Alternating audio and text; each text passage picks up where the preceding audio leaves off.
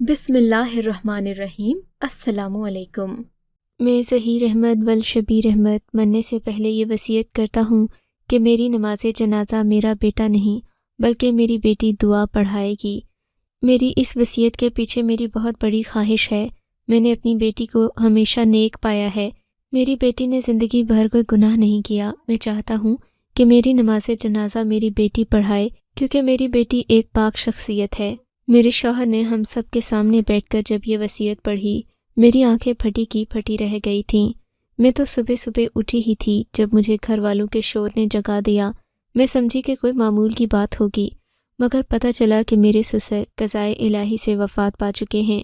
میرے سسر بہت شریف اور نفیس شخصیت کے مالک تھے۔ ان کے مرنے کی خبر سن کر آنکھوں سے میری آنسو جاری ہو گئے تھے، مگر میری نند کے بارے میں انہوں نے جو وصیت کی تھی اس نے ہم سب کو حیرت میں ڈال دیا تھا۔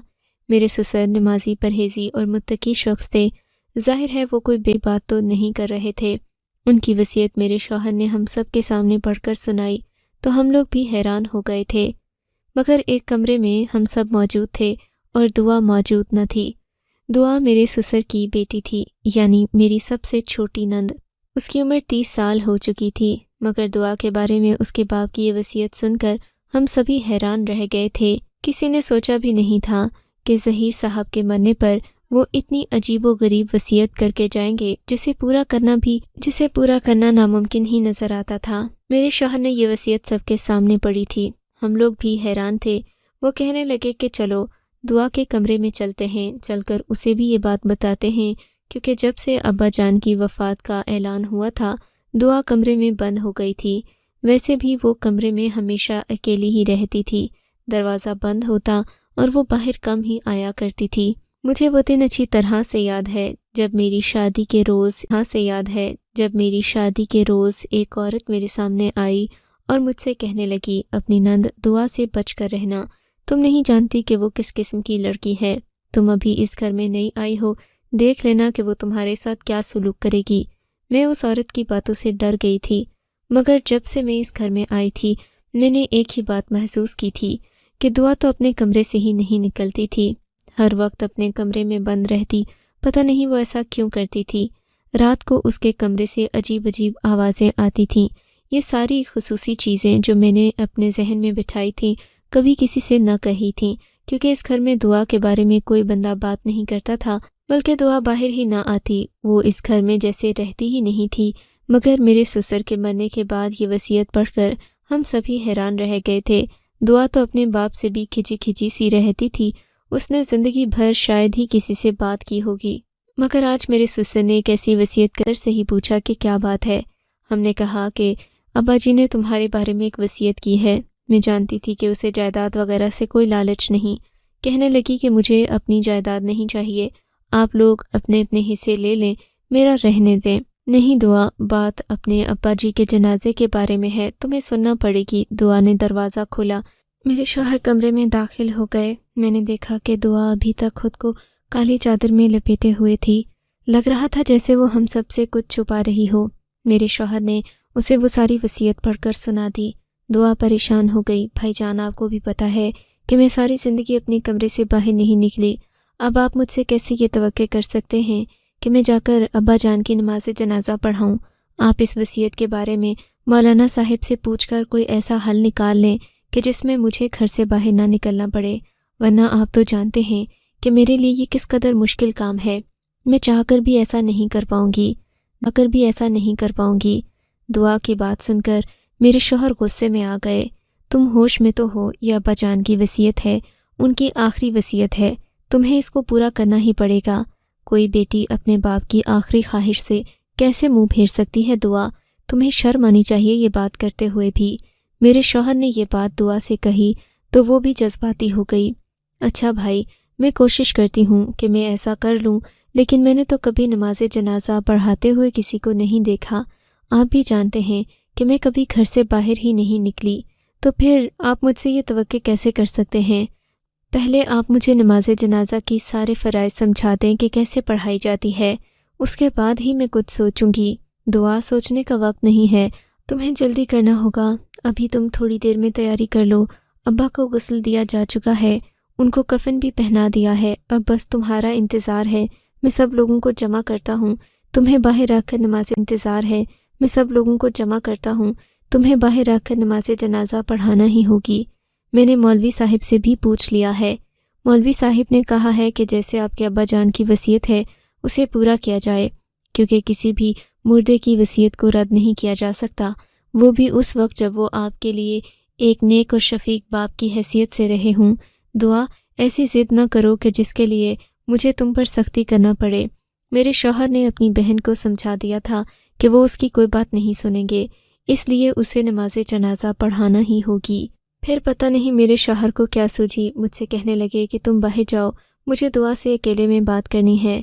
مجھے شک سا ہونے لگا تھا، کیونکہ دعا میری وہ نند تھی جس کے بارے میں نے لوگوں سے بہت بری باتیں سن رکھی تھیں۔ میں کمرے سے باہر آ گئی، مگر میرا ذہن صرف اور صرف کمرے کی طرف ہی تھا۔ میں نے باہر آ کر دیکھا تو کافی ساری عورتیں ہمارے گھر میں تعزیت کے لیے آ چکی تھیں۔ میں نے دیکھی تھیں جہاں پر میرا شوہر اپنی بہن کے ساتھ بیٹھا اسے یہ سمجھانے کی کوشش کر رہا تھا کہ تمہیں ابا جان کی وصیت پر عمل کر لینا چاہیے۔ میں نے جب دعا کے پھپھو کو ایسے جھانکتا دیکھا تو پوچھا کیا بات ہے؟ کہنے لگی کہ میں تو دعا کو ڈھونڈ رہی ہوں، اس کے باپ نے جو وصیت کی ہے کیا وہ اسے پورا کرے گی؟ یہ سن کر مجھے حیرت ہوئی تھی کہ دعا کی پھپھو کو یہ بات کیسے پتہ چلی کہ اس کے ابا نے کیا وصیت کی ہے۔ مگر شمائلہ آنٹی آپ کو کیسے پتا کہ دعا کے ابو نے یہ وصیت کی ہے؟ لو جی، میں خاندان کی ہوں، مجھے نہیں پتا ہوگا تو کس کو پتا ہوگا؟ مجھے تو لگتا ہے کہ ظہیر کی عقل پر پردہ پڑ گیا تھا جو اپنی اس بدکار اور بے حیا بیٹی کو اس نے اپنا جنازہ پڑھانے کے لیے کہہ دیا۔ لو بھلا، اپنی بیٹی کو بھی، وہ بھی جو اتنی بدکار اور بد کردار ہو، کوئی ایسے کہہ سکتا ہے؟ کیا کہہ رہی ہیں شمائلہ آنٹی؟ دعا کیسے بدکار ہو گئی؟ اب تو وہ یتیم ہو گئی ہے، کم از کم اس کے بارے میں آپ ایسی بات نہ کریں کہ اس بیچاری کو دکھ ہو، دکھ ہو۔ میری بات سن کر شمائلہ آنٹی میرے مزید قریب ہو کر بیٹھ گئیں اور بولیں، تمہاری جس نند کے بارے میں تمہارے سسر نے اتنی بڑی وصیت کی ہے، کیا اس کی حقیقت تم جاننا نہیں چاہو گی؟ شمائلہ آنٹی کی بات سن کر میرے بھی کان کھڑے ہو گئے تھے۔ اگرچہ یہ موقع ایسی باتوں کا تو نہیں تھا، مگر شمائلہ آنٹی نے مجھے خواہ تجسس میں ڈال دیا تھا۔ مجھے یوں لگ رہا تھا جیسے ان کے پاس کوئی بہت بڑا راز ہے۔ مجھ سے کہنے لگیں کہ تم یہاں سے اٹھ کر چھت پر چلو تو میں نہ صرف تمہیں کچھ دکھاؤں گی بلکہ تمہیں پوری کی پوری کہانی بھی سنا دوں گی۔ تمہیں اپنی نند کے کرتوتوں کا پتہ چل جائے تو تم یہ کہو گی کہ نماز جنازہ پڑھانا تو دور کی بات، اسے تو کوئی سلام بھی نہ کرے۔ پتہ نہیں ظہیر نے کیا سوچ کر اپنی بیٹی کے بارے میں یہ وصیت کی ہے۔ مجھے تو لگتا ہے کہ یہ سب کچھ جھوٹ ہے، یہ سب تمہاری نند جان بوجھ کر رہی ہے۔ شمائلہ آنٹی نے مجھے حیران کر دیا تھا، مگر اس میں اس بیچاری کا کیا فائدہ ہے؟ دعا تو ہر وقت اپنے کمرے میں رہتی ہے۔ ارے بیٹا، یہی تو فائدہ ہے اس کا، وہ ہر وقت ہی اپنے کمرے میں رہتی ہے، پتہ نہیں کیا کیا بدکاریاں کرتی ہے اور لوگوں کو یہ تاثر دے گی کہ وہ بہت نیک ہے۔ اس کے باپ نے اسی کا نام لیا ہے کہ وہ نماز جنازہ پڑھائے۔ اس کے باپ نے وصیت میں یہ بھی تو لکھا ہے کہ دعا میری بہت پاک صاف بیٹی ہے، میں اسی نیک بیٹی کے ہاتھوں اپنی نماز جنازہ پڑھانا چاہتا ہوں۔ اب تم خود ہی بتاؤ اس بات کا کیا مطلب ہے؟ کوئی باپ اپنی بیٹی کی اتنی تعریفیں بلا وجہ کیوں کرے گا؟ اور ابھی تو تم اس کے ماضی سے واقف نہیں ہو۔ اس کا ماضی اتنا گھناؤنا ہے کہ میں تمہیں بتا نہیں سکتی، مجھے بتاتے ہوئے بھی شرم آتی ہے۔ میرا تو ایسی لڑکی پر تھوکنے کو بھی دل نہیں کرتا۔ شمائلہ آنٹی نے مجھے پریشان کر دیا تھا، لیکن میں بھی ان سے پوری کہانی سنے بغیر نہیں رہ سکتی تھی۔ کیوں شمائلہ آنٹی، آپ کے خیال میں دعا کیسی ہے؟ کیا واقعی میں بد کردار ہے؟ گاؤں کی باقی عورتیں تو اس تمہیں آنکھوں دیکھا حال بتاتی ہوں۔ یہ آج سے تقریباً 8 سال پہلے کی بات ہے۔ ان دنوں دعا بھی کالج جایا کرتی تھی، وہ اپنی پڑھائی جاری رکھے ہوئے تھی۔ ہم نے تو دعا کا رشتہ بھی مانگ لیا تھا۔ مجھے دعا شروع سے بہت پسند تھی، کمبخت ہے ہی اتنی خوبصورت کہ کوئی بھی اسے دیکھتا ہے تو اس کی صورت پر فدا ہو جاتا ہے۔ میرا بیٹا بھی دعا کے پیچھے پاگل تھا۔ ایک دن میں نے اس سے کہا کہ میں تمہارے گھر منگنی لے کر آؤں گی۔ وہ مان گئی، خوش ہو گئی۔ میں بھی خوش تھی کہ چلو بچے بھی آپس میں ایک دوسرے کو پسند کرتے ہیں اور میرا بھی ظہیر کے ساتھ تعلق مضبوط ہو جائے گا۔ میں نے تو اسی غرض سے ان کے گھر رشتہ لایا، ان لوگوں نے قبول بھی کر لیا۔ میں نے اپنی دعا کو منگنی کی انگوٹھی بھی پہنا دی تھی، بس میں تو اب اسے اپنی امانت سمجھنے لگی تھی۔ پھر ایک رات ان لوگوں کے گھر سے چیخو پکار کی آواز آنے لگی، چیخو پکار کی آواز ایسی تھی کہ سن کر میں بھی ان کے گھر کی طرف بھاگی تھی، مگر گھر کا دروازہ بجانے کے باوجود بھی نہیں کھلی کہ سن کر میں بھی ان کے گھر کی طرف بھاگی تھی، مگر گھر کا دروازہ بجانے کے باوجود بھی نہیں کھلا۔ گھر کا دروازہ اندر سے بند کر لیا گیا تھا۔ مجھے بڑا عجیب لگ رہا تھا، دل بھی پریشان تھا کہ کیا ہوا ہے۔ گھر کے اندر سے چیخو پکار کی آوازیں سن کر میرے بھی رونگٹے کھڑے ہو گئے تھے۔ میرے ساتھ میرا بیٹا بھی تھا۔ ہم نے جب دروازہ بجایا اور کسی نے نہیں کھولا، دروازہ بجا بجا کر ہم لوگ تھک گئے، تو گھوم کر ہم لوگ انہی کے مکان کی پچھلی طرف چلے گئے، کیونکہ مکان کی پچھلی طرف سے کھڑکیاں نظر آتی تھیں۔ کھڑکی کے اندر سے ہم گھر کا ماحول دیکھنا چاہتے تھے۔ ظاہر ہے اندر کا ماحول دیکھ کر ہی پتہ چلنا تھا کہ اندر ہو کیا رہا ہے۔ ہمیں تو اسی بات کی پریشانی تھی نا کہ کہیں کوئی حادثہ نہ ہو گیا ہو۔ ہم کوئی ان کی ٹوہ لینے تو نہیں آئے تھے، مگر تمہیں کیا بتاؤں، جب ہم لوگ گھوم کر پچھلی طرف گئے تو ہمیں جو منظر کھڑکی سے دیکھنے کو ملا، اس منظر نے ہمارے تو جیسے ہوش اڑا دیے تھے۔ میں نے کبھی اس دعا کے بارے میں ایسا سوچا بھی نہیں تھا۔ میں تو کبھی اپنے وہم و گمان میں بھی تصور نہیں کر سکتی تھی کہ دعا ایسی لڑکی نکلے گی۔ میں تمہیں کیا بتاؤں کہ اس کے بعد کیا ہوا۔ میرا بیٹا تو وہ منظر دیکھتے ہی جیسے بے ہوش ہونے کو تھا۔ میری بیٹے کی آنکھوں کے سامنے اس کی منگیتر کسی اور کی باہوں میں جھول رہی تھی۔ میرا بیٹا تو غصے ہو کر وہاں سے چلا گیا۔ میں نے ان لوگوں کے گھر کا دروازہ کھولنے کا انتظار کیا۔ ان لوگوں نے جب دروازہ کھولا تو سارے رو پیٹ رہے تھے۔ ظہیر کہنے لگا کہ باجی ہمارے گھر ڈاکو پڑ گئے تھے، انہوں نے سارا مال بھی لوٹ لیا، میری بیٹی اور بہو کے ساتھ بھی بدتمیزی کی۔ ظہیر مجھ سے نظریں چرا رہا تھا، ایسا لگ رہا تھا جیسے اسے اپنی بیٹی پر یقین نہیں تھا۔ میں نے اس سے پوچھا بھی کہ وہ ڈاکو کون تھے، کہاں سے آئے، تم پولیس میں کیوں نہیں جا رہے؟ کہنے لگا کہ باجی مجھے نہیں پتا، وہ تو بس اپنے چہروں پر نقاب چڑھا کر آئے تھے، ہمیں لوٹ کر چلے گئے ہیں، میں کیا کہہ سکتا ہوں۔ ظہیر کی عدم دلچسپی سے معلوم ہو رہا تھا جیسے اسے کسی بات میں ہی اپنی بیٹی کے کرتوتوں پر پردہ ڈال رہا تھا، مگر ہم تو ایسا نہیں کر سکتے تھے۔ میں نے اپنے بیٹے کا رشتہ اس سے کیا تھا، اور میں کسی ایسی عورت کو اپنے گھر نہیں لا سکتی تھی جس کا خون ہی گندا ہو، جو ایسی حرکتیں کرتی پھر رہی ہو۔ ہمارے دادا دادی اماں ابا تو ایسے نہیں تھے۔ پتہ نہیں دعا کس پر چلی گئی، شاید اپنی ماں پر چلی گئی ہو، وہ بھی اسی طرح محبت کی شادی کر کے ظہیر کے گھر آئی تھی، اور دیکھو اس کا نتیجہ کس کس کو بھگتنا پڑا۔ میں تو اسی لیے کہتی ہوں جب بھی بیاہ کرو کسی خاندانی لڑکی سے کرو۔ اب تم جذباتی ہو کر دعا کی شادی اپنے بھائی سے کرنے پر تلی ہوئی ہو، یہ بات بھی مجھے پتہ چلی ہے، مگر ایک بات جان لو کہ اس واقعے کے بعد جو کچھ دعا کے ساتھ ہوا تھا وہ پورے محلے نے دیکھا۔ اسی وجہ سے تو دعا کا آج تک کوئی رشتہ نہیں مانگتا، اسی وجہ سے تو دعا گھر پر بیٹھی ہوئی ہے۔ اتنی خوبصورتی کے باوجود بھی 30 سال عمر ہو گئی ہے، مگر ابھی تک کسی نے اس کا رشتہ نہیں مانگا۔ تمہیں وجہ سمجھ نہیں آتی، اب ایسے میں یہ نوٹنکی کہ اس کے باپ نے وصیت کی ہے کہ میری بیٹی میرا جنازہ پڑھائے گی۔ جس باپ نے جیتے جی اپنی بیٹی کو منہ نہیں لگایا، اس کی طرف مڑ کر نہیں دیکھا، وہ اس سے راضی نہیں تھا، مرتے وقت وہ کیسے خواہش کر سکتا ہے کہ ایسی ناپاک پلید اولاد اس کا جنازہ پڑھائے؟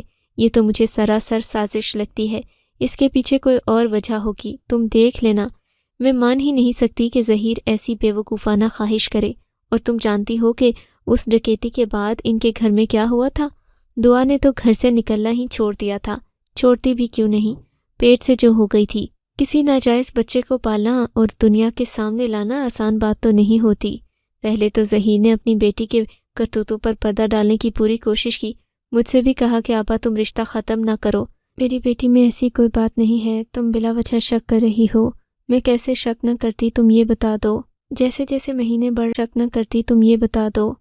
جیسے مہینے بڑھ رہے تھے دعا کی ماں پریشان ہو رہی تھی۔ کچھ دن کے بعد اس نے دعا کو گجرانوالہ بھجوا دیا اپنی بڑی بہن کے پاس۔ وہاں سے ٹھیک 7 مہینے کے بعد وہ واپس آئی تھی۔ اس کے تو خد و خال ہی بدل چکے تھے، ایسا لگتا تھا کہ بہت بڑا گناہ کر کے واپس لوٹی ہے، چہرے کی معصومیت تک اٹھ چکی تھی۔